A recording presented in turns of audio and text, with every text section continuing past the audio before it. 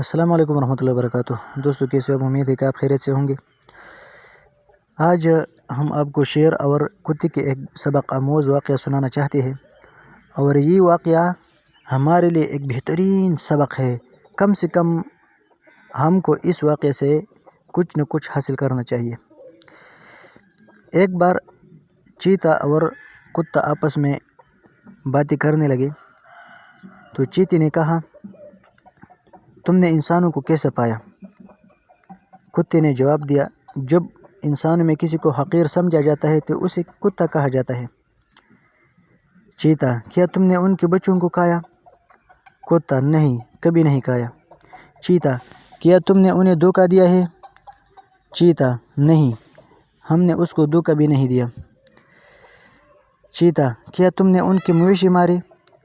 کتا، نہیں۔ چیتا، کیا تم نے ان کا خون پیا؟ کتا، نہیں، بالکل، خون پینا تو دور کی بات، ہم نے ان کا پرورش کیا ہے۔ چیتا، کیا تم نے ان کو میرے حملوں سے بچایا؟ کتا، ہاں، ہم نے انسان کو تمہارے حملوں سے اور تمہارے کاٹنے سے بچایا۔ چیتا، انسان بہادر اور ہوشیار کو کیا کہتے ہیں؟ کتا، اسے چیتا اور شیر کہتے ہیں۔ چیتا، کیا ہم نے تمہیں شروع سے مشورہ نہیں دیا تھا کہ ہمارے ساتھ چیتا بن کر رہو، مگر تم نے انسانوں کو تحفظ کا ٹھیکیدار بننا پسند کیا۔